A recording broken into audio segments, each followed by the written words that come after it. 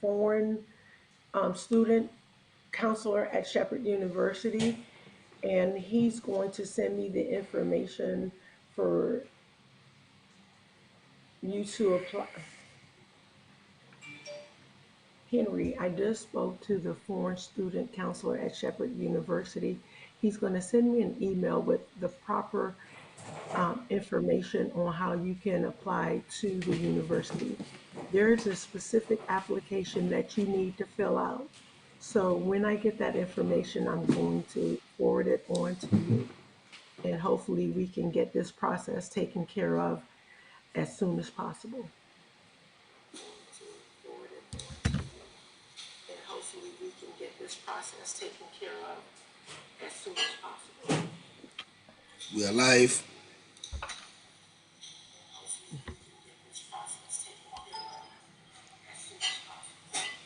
We are live now. We are live? I don't see you, Pastor. We are live now. I can't see you. Yep. I don't see you, Pastor. The jingle is playing. No, The it's jingle not is playing. playing. I can't see it. The jingle is playing. I'm hearing a lot of echo, and I'm seeing a lot. I'm hearing. Hello, everybody. Hello, Pastor. Hello, everybody. Hello, Pastor. Um, I want to thank all of us for coming online today. Yeah, we are live. Yes. Hi, Pastor. Um, we are sorry for coming a bit late on the platform. Today we are dealing with the yes.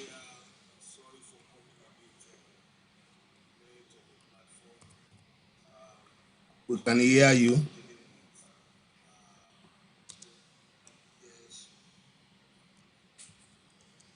Yes, Sister Sharon, you are on. I'm here, Pastor. I see myself, but So you are I on, don't Sister hear Sharon. myself. You are welcome. Everybody can hear you. Um, yeah, can you see yourself now? I can see myself. I see myself in two boxes. One of them I'm audible, and the other So one I'm not. I want to welcome Sister Sharon to this session that we are in today.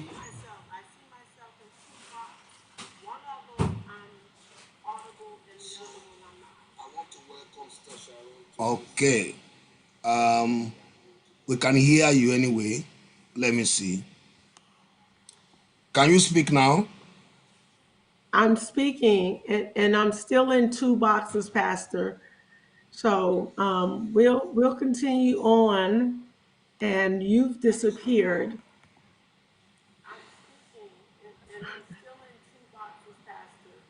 Yes.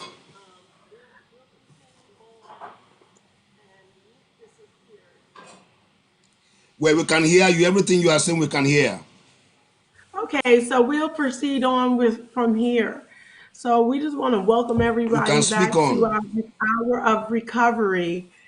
And we're here this week. We're going to continue on with our coping skills.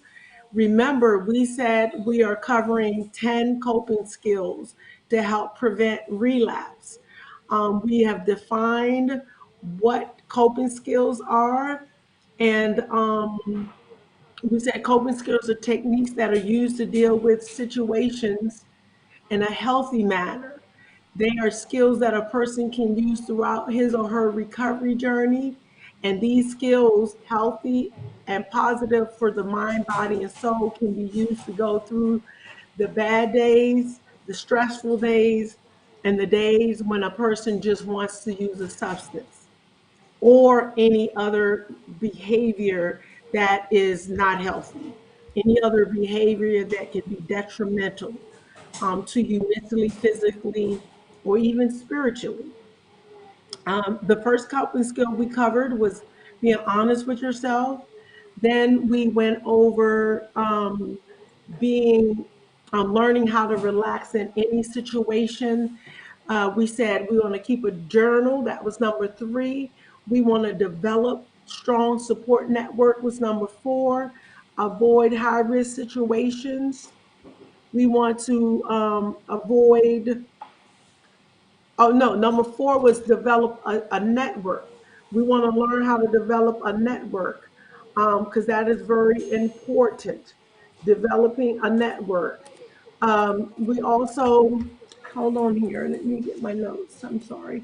After developing a network, then number five was avoiding high risk situations. And number six is helping other addicts. Number seven was exercising on a regular basis.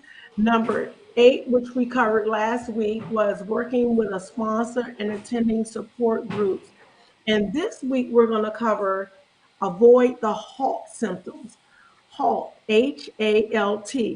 And that's being hungry, angry, lonely, and tired. Because this can be a swift gateway to relapse.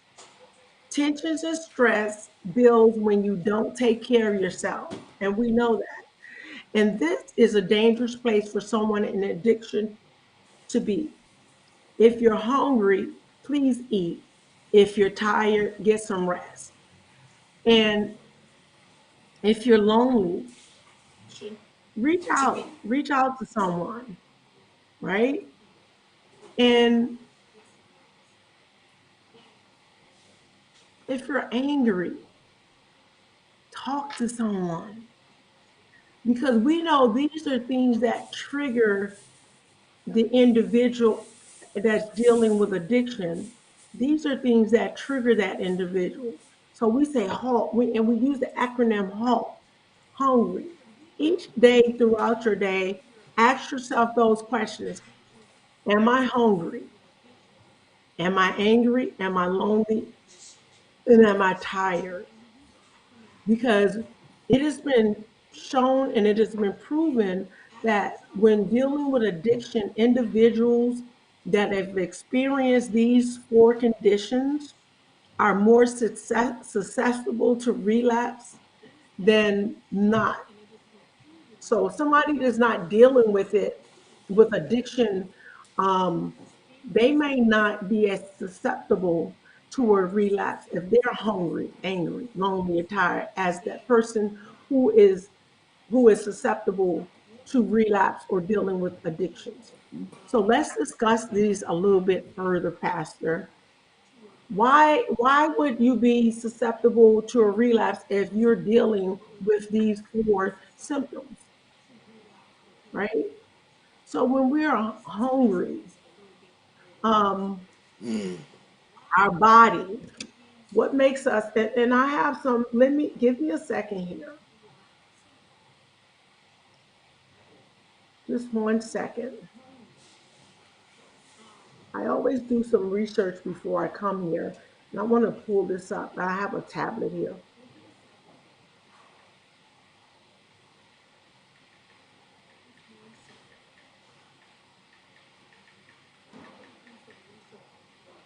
My network is a little slow, so please bear with me.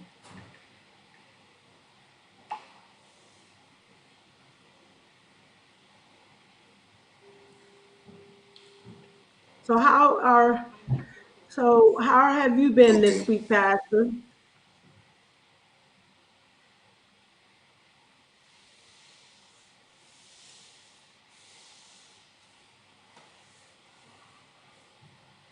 How have you been? Yeah, I'm hearing you. I'm hearing you perfectly, and everybody's hearing Yes. you. So okay, here we go. So hungry Yeah, can be a everything is going on physical or well. emotional. And so we want to talk about hungry. So when we're hungry, and then I needed to stress when we're talking about hungry, it can be physical, and it also can be emotional need.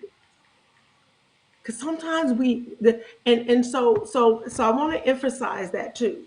Hunger is not always just a physical hunger for food, right? It can be emotional.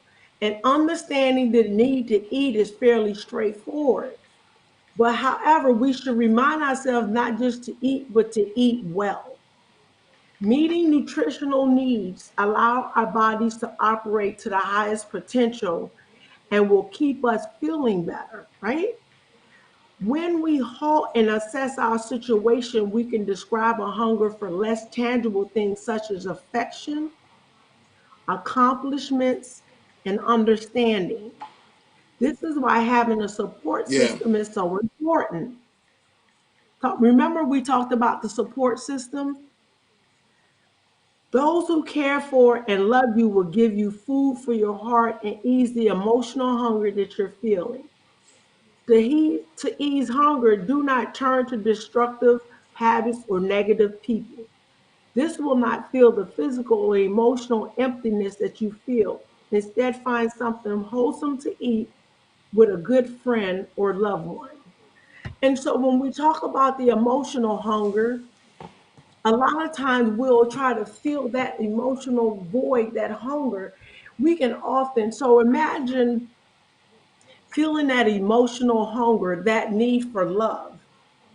What do we do as people dealing with addiction?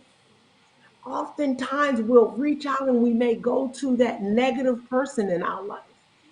You hear about abused women or abused men or even abused children.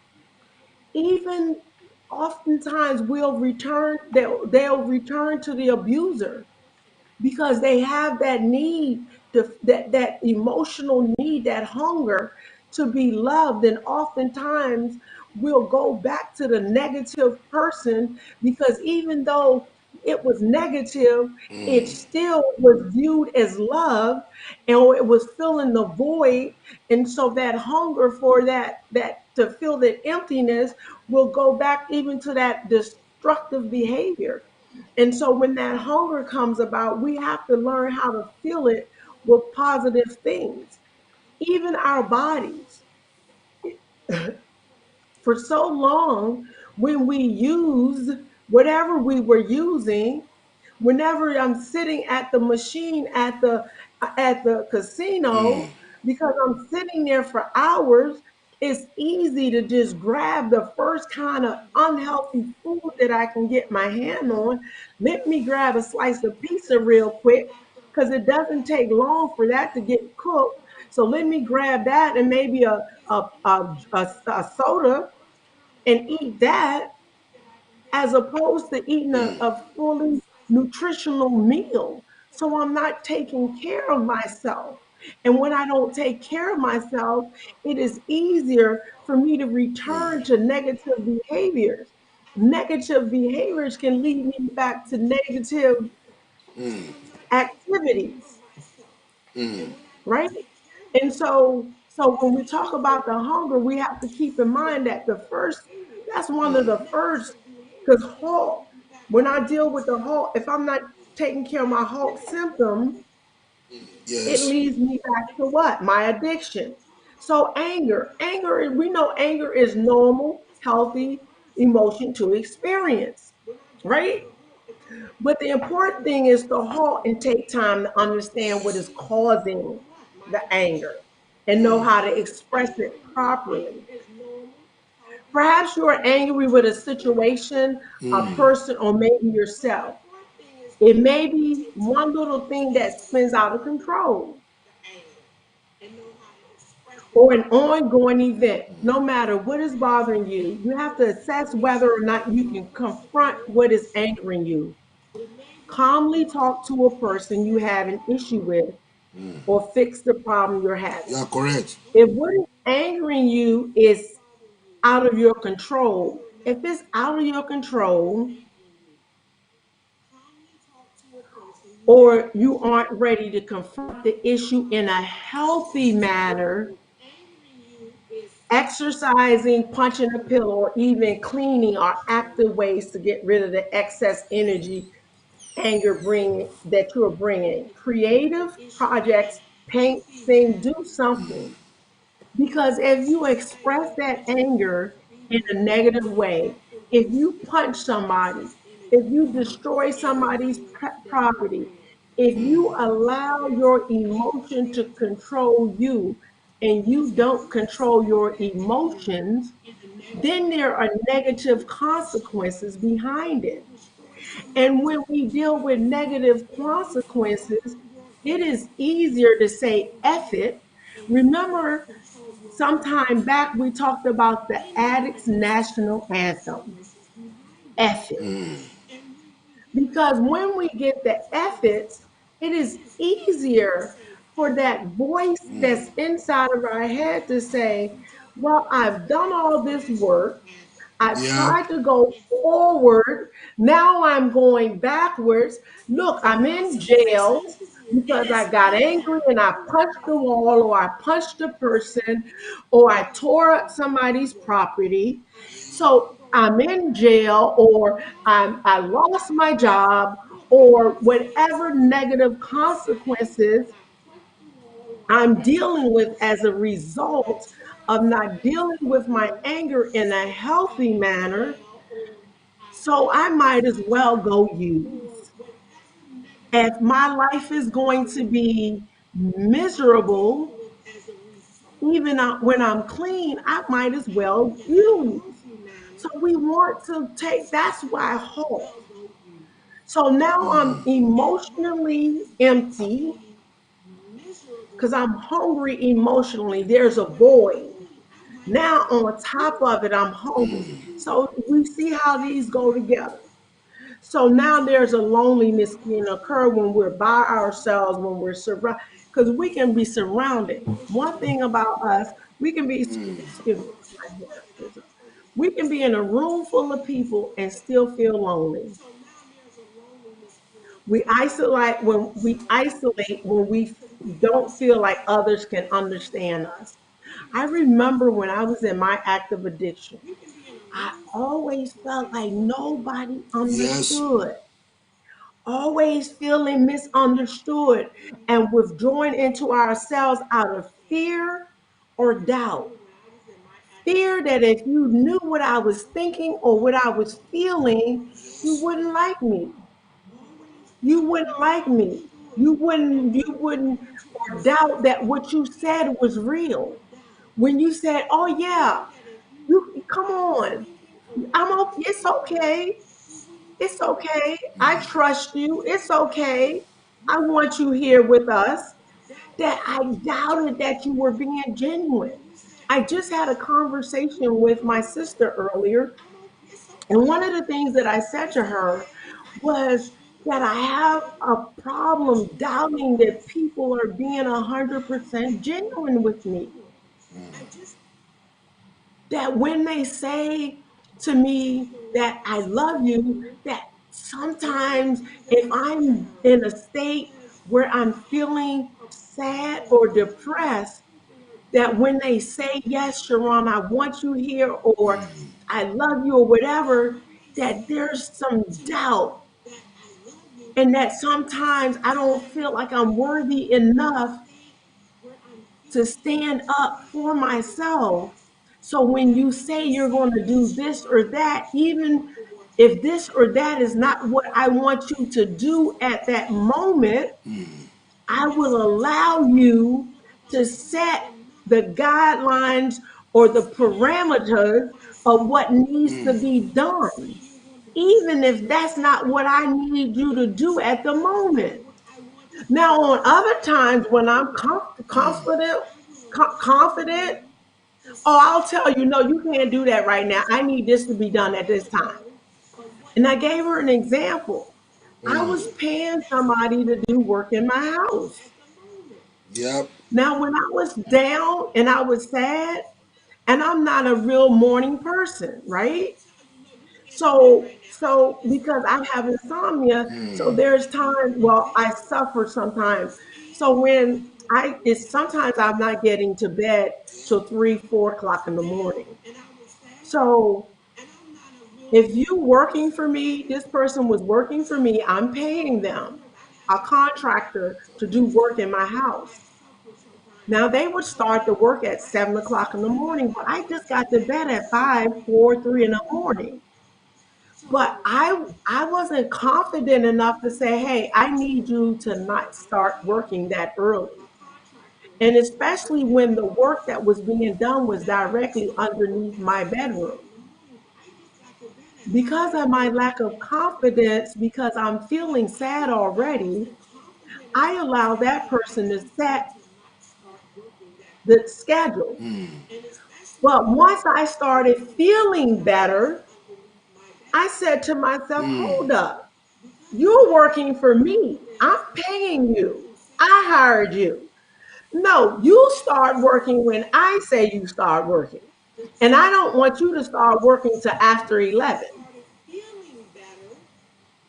So that's when they started working, after 11. So I'm talking about the emotional, when we're hungry, and sometimes that hunger can show up as an emotional void. If I have a void taking place in my life, that means that I am emotionally deprived of whatever it is. And sometimes it can be depression. That depression, that void, causes me to be void of whatever it is I need to take care of myself. I have to be mindful because I will allow things to happen. And when I allow things to happen, if they're not conducive to my own recovery, because I could have very well at the same time allowed that person to come in and do some things that wasn't healthy. I could allow him to come in and maybe he would have been in the basement smoking. I don't know what he would have been smoking, but maybe because I felt at that time that I needed him to work on my basement, maybe I would have felt that it was okay for him to come in and do whatever he needed to do. And maybe what he needed to do was drink a six pack of beer down there while he was working, which goes against my recovery principles. So I'm talking about how important it is for us to be able to pay attention to those symptoms when they show up. So the other one, so when we're talking about that loneliness, when you're in the room with somebody and it's 10 people and you still feeling like you don't fit in, you still feeling like people don't understand. It's important that I can simply go out into the world, take a walk, surround yourself, go to meetings, get on the phone, talk to somebody, tell people. It goes back to one of the other principles about tell somebody what's going on. Get honest.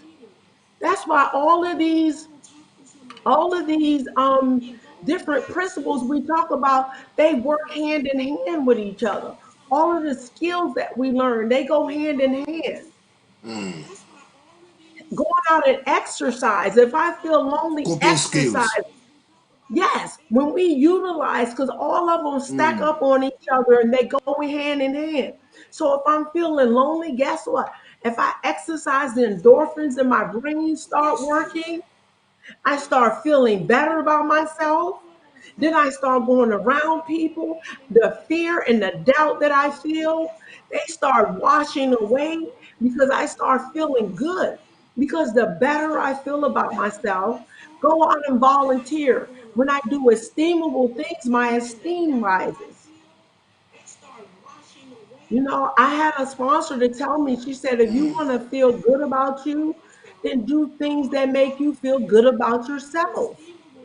Esteemable things raises your Good. esteem. Like So I like have to do that. volunteering, you mentioning. Yes. Volunteer. Go out and volunteer. You know what I'm saying? Go to the hospital and volunteer. And you see somebody laying in bed and they can't even help themselves, can't feed themselves. When you see somebody that's doing less than you become so grateful. And we say a grateful addict will not use.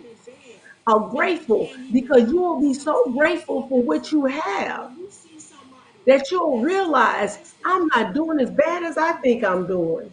We say that we're not doing as bad as we feel. Because even though I feel bad, I'll realize I'm not doing bad. So, Star Sharon, can you expand more? Can you expand more on how people can do estimable things? So, esteemable things, when I first came into recovery, for me, esteemable things was just getting up and brushing my teeth. Because when I used, Pastor, I used and I used and I used. And there were times that there was running water, but I was so involved in my using that I did not take the time to brush my teeth for 2 days at a time. There were other times when I didn't have a toothbrush and toothpaste available to brush my teeth. So early in my recovery, taking a bath, because when you're living and when you're 6 and 7 days at a time, all you're doing is getting high all day long. You don't have time. You don't have time to take a bath. You don't have time to eat. So if you are not going to eat, do you think you're going to stop and take a bath? Do you think you're going to stop and brush your teeth? When the human body needs sleep and food, if you don't have time to do those things, do you really believe you're going to make time to do anything else? And so when I didn't have time to do those things, I didn't have time to eat, I mean, bathe.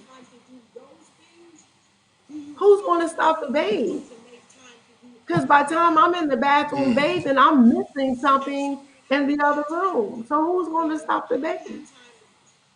There was a time that I would be ashamed to say that. But that was what I did. That's not who I am today. See, God took my test and made it into a testimony. Because there's somebody struggling right now and needs to Wow. know that what you're going through is not who you are. It's what Thank God you're for that. going through. And God's going to take your stumbling Yes, blocks and yes, make yes, it yes, into yes, yes, stepping yes. stones. Your stumbling blocks that you're dealing with today are definitely going to turn into stepping stones. And they're going to be the way out for somebody else. Your test is going to be a testimony. The test is, can you go through that and come out on the other side? And I have went through that and I have come out on the other side.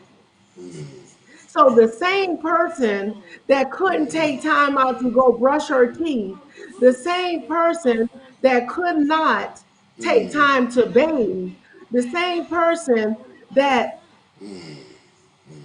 didn't sleep for 5 and 6 days, the same person that was sexually assaulted as a result of her active addiction, the same person that lied, stole, and cheated is the same person that God allowed to go into treatment, the same person that got into recovery, started finding out why she did what she did, develop a relationship with the God of her understanding, the same person that went back to school, got her a bachelor's degree, got her two master's degree, went to law school for a year, the same person that has two businesses today, and I do that only because of the relationship that I developed with the God that I know today because of the Lord, my Lord and Savior, Jesus Christ. It is that same person that has this relationship and know today that through God, through Christ Jesus, I can do anything. That is the same person who test became Amen. a testimony. So I am saying that who I am today is not what I did 20 2 years Yes. ago, because it is 22 years since that stuff happened in my life. So for 16 to 20 years, when I was doing those things, God was seeing me through because God never abandoned me. I abandoned God. I said, God, I need you when I need you, and when I don't need you, I don't need you. So I was using God like I was using a slot machine. Well, I I put believe, something in Sister and Sharon, I as you are put it sharing up. your testimony, there will be other people that have been in that state of downward trend that your testimony is going to encourage today. So I just want people to know, because I know people out there saying, well, I hate God and God did this to me. God didn't do anything to me. God gave me a choice, and God allowed me to live with the consequences of my choices. See, when I was out there and I got beat up, God let me not die. When I was out there and I got sexually assaulted, God let me not get killed, and He let me not get any sexually transmitted diseases. The guy who raped me Yes. had full blown AIDS. Full blown AIDS. He did not use any protection. And as a result, today I have never had a sexually transmitted disease. When I was doing the things I was doing, when I was doing nasty things with nasty people, I never got a sexually transmitted disease. That was God protecting me from myself. So I don't blame God for anything. I never said God abandoned me. God That's where did God this is at to me. work. God took my father. God didn't do this, because I often hear God getting the blame for a lot of stuff based on the choices. Well, I was a little girl and I had no control, and God let these people molest me. No, God didn't do that. It was the responsibility of adults to protect me. They did that. And it was a sick person that did this or that. God didn't do it. God let me live through some stuff that maybe I shouldn't have had to experience, but God protected me through it.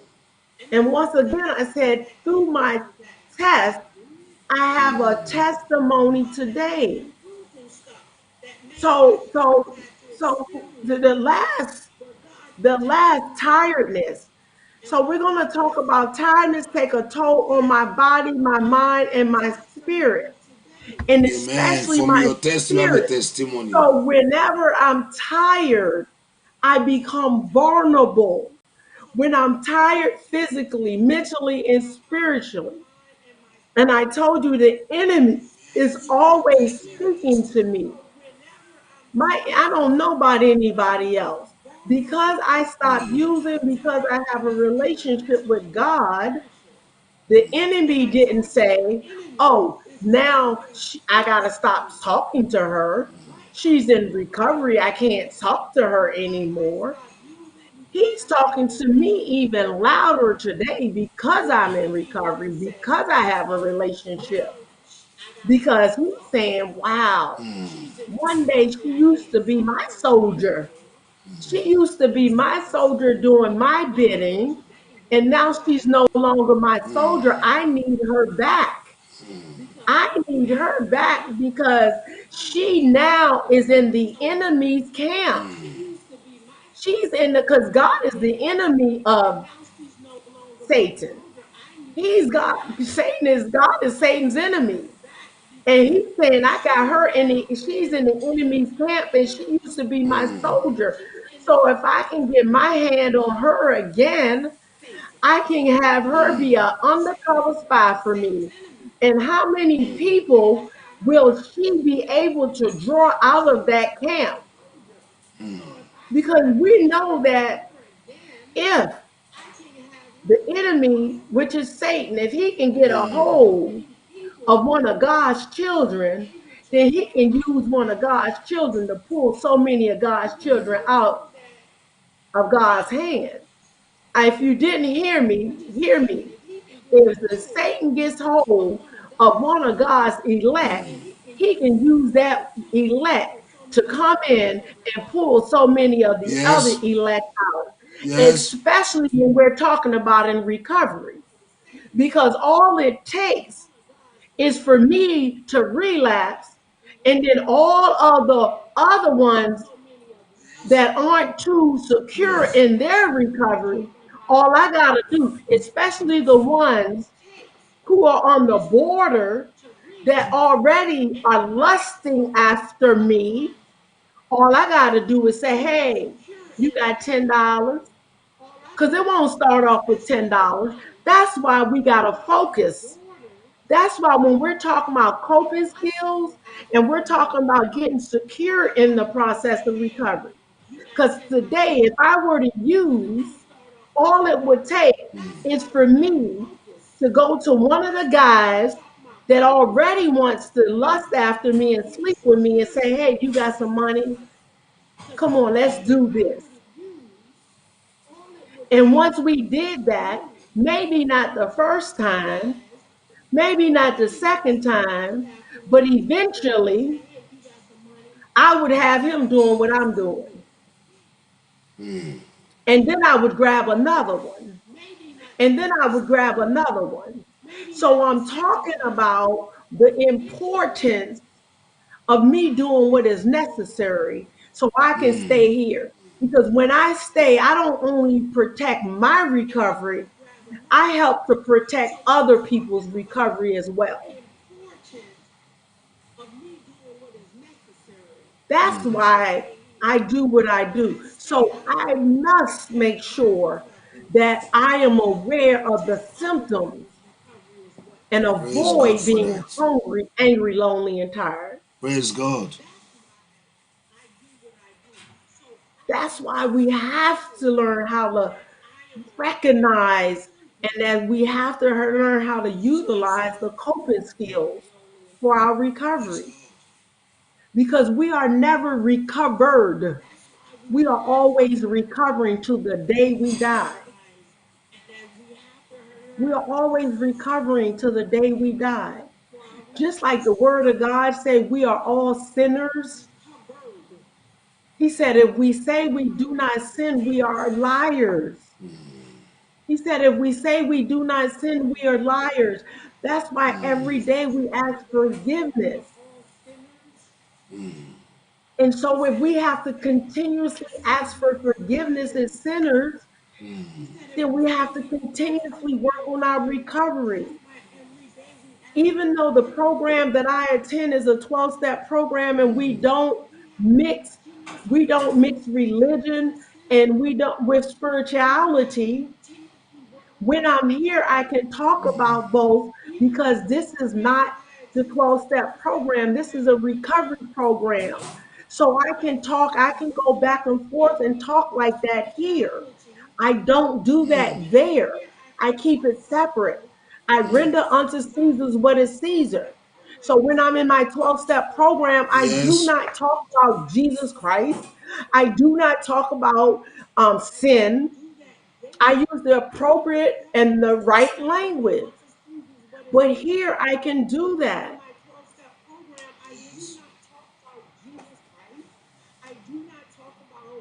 So if you got nothing out of what I said today, I hope you remember that this program that we're talking about here on Recovery TV That's is good. to help people that are dealing with recovery from any form of addiction. Any form, the 12-step program that I go to, it is all inclusive. We deal with recovery from any addiction. We do not emphasize one type of addiction because we know that addiction is addiction is addiction. Whether it's gambling, whether it's sex, whether it's food, whether it's whatever. Addiction is addiction, and addiction is identified as the obsessive, compulsive, self-centered behavior. Obsession, I can't stop thinking about it.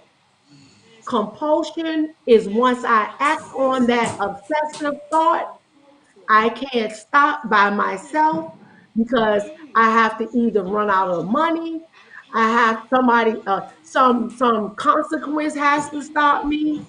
Something outside of me has to stop me because left to my own devices, I will not stop. And self-centeredness is the spiritual component of it because I do not think about anybody but myself. So the obsession is the mental, the compulsion is the physical, the action, and the self-centered is the spiritual. Don't think about I got to go pick the kid up from daycare. I don't think about I'm disappointing my family. I don't think about the mortgage got to be paid and the family needs somewhere to live. I don't think about my responsibility. I don't think about none of that because I'm too locked and loaded and I want what I want, and what I want it right now. I just think about pleasing myself. It's just about pleasing me. It's not about anybody else. It's only about pleasing me. So, obsession. Mentally, I'm stuck in my brain with whatever it is I want. Compulsion. I physically act on it and I can't stop acting on it. I can't stop eating the ice cream, the 20-gallon bucket of ice cream. I say I'm going to get one scoop, and now I have eaten a whole 20 gallons. I'm going to eat one bite of the cake, one teeny slice. I have eaten a whole cake. I eat a slice, I go lay down, and the thing say, well, maybe I can have just one more slice. And I come back out and I get one more slice of cake, and then, well, another slice won't hurt me. Now I'm on my third slice, and there's a half a cake left. And then I say, well, you know what? Since it's just a half a cake left, forget it. I might as well just go ahead and eat the whole cake, and I just won't have no more cake for the rest of the week. See, so I done convinced myself that it's okay because I just won't have no more cake. Or the chicken that's in the half a chicken that's left after dinner, I'm going to eat a piece of it and then I eat the rest for lunch, but then I end up eating all the whole half a chicken that's left. Or the peanuts, the bag of peanuts that I bought. It don't have to be nothing large. It's the obsession. And that might be the beginning because I ate the bag, but then I haven't eaten anymore for 2 weeks. But then the second week, because addiction is progressive. It's progressive. So that means 1 week I eat one bag. So a month go by and I think I'm doing good. So a month go by, but the next time I buy two bags. Then 3 months go by, maybe a year. But the next time when I get it, I eat four bags. When I get full blown addicted, now every night I'm eating 4 or 5 bags. See, when I started smoking, like smoking marijuana, give me 2 puffs and I don't, that's it. Here, I'm done. 3 months later, now I'm buying a bag and I'm smoking the whole bag. 4 months down the line, oh, I'm smoking 2 bags a day. See, it doesn't just start. People think, well, somebody just started drinking a gallon of gin a day. No, that's not how it starts. That's not, it's a progressive. It's progressive. I haven't used drugs in 22 years. If I had $100 a day habit 22 years ago, I guarantee you, if I tried to use drugs today, it wouldn't be $100 a day. it would probably be about a $400 or $500 day. Because even though I'm not using drugs, the disease continues to progress. It progresses even though I'm still not using, because it's in my brain. It's continuing to progress. It doesn't need my permission. It continues to progress because the desire for more is always there. That's why we say one is too many. One is too many, and 1,000 is never enough. Because if I take one, I have taken too much. Because that one is going to lead to me having 1,000. It's It's too still not enough. much. Yes, that's why we say one is too many. Because one, I have a friend and he says when the conductor blows the whistle, he is not blowing the whistle to warn you about the last train. He's blowing the whistle to warn you about the first car on the train. That's the one gonna kill you. He ain't warning to say, "Hey, watch out! We got 20 cars coming behind." He warn you to, and that's why we say one is too many, 1,000 never enough. Because it's that first one that's going to start that spiritual death.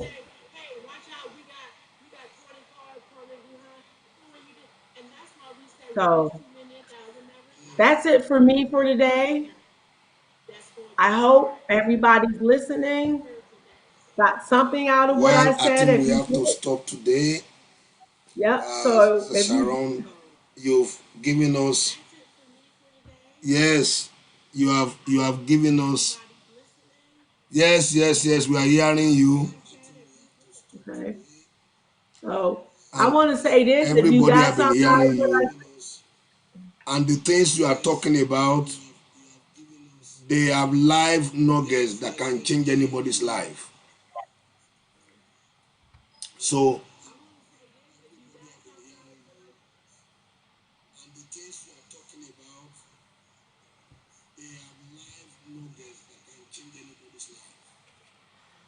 So I want to thank Star Sharon for sharing our heart out to us today. I believe everyone that is listening to this broadcast and those that will listen to it, the kind of things that Sharon has shared, if you will listen to it, it will help to renew your mind towards a new person. I believe that recovery is a journey. By the things that Sharon has shared today, I believe it will empower you on your journey. And like she said to us, that recovery is a continuous thing. And I believe that by what she has shared today, we will take a new step. We will go to the next level in our next broadcast when we come your way by way of next week. And I believe that she has shared something that anybody that listen to this, you will actually receive a dosage of hope that if God can do this with Sister Sharon, then my case is not a lost case.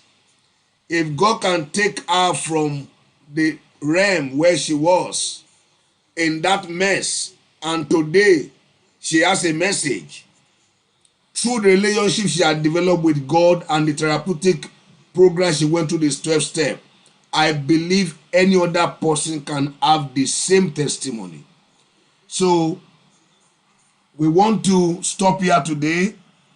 I want to thank Sister Sharon for giving us out of the experience she's been through. And I believe this will be a healing for somebody else. That you shall know the truth you know shall make you free. I believe by this information you are giving us today, your journey to freedom has begun. We want to end it here today. We'll be coming your way again next week on Recovery TV. You can watch this program on our YouTube, Recovery TV channel on YouTube, and on our Facebook, Recovery Community Services. Want to thank Sister Sharon, and I believe we'll be coming your way again by next week. Want to thank everyone that have been watching on this platform. We appreciate you for your support. and for listening to this broadcast. Please share this with your friends and share with your loved ones. I believe somebody needs this message that will be a blessing to them in this second half of the year. So God bless you. We look forward to seeing you again on another recovery, hour of recovery. Sister Sharon, thank you very, very much. I'll look forward You're to having you welcome. again. All right. Bye bye, everyone. God bless you all in Jesus' name. So, like we have said, I believe every one of us, we are actually, as we are here, we thank you for joining us on this broadcast, and we'll be coming your way with more on these coping skills. Sister Sharon have been taking us from one level to another, and I believe this will be a blessing to everybody. So we'll be seeing you tomorrow, back to Moment of Destiny tomorrow by 8 p.m., which is 3 p.m. watching DC time. And I know your life will not remain the same again as you connect with us on this broadcast. God bless you, and I'll see you again tomorrow in a way that will bring a blessing to you. See you again tomorrow. Bye bye for now. Bye bye.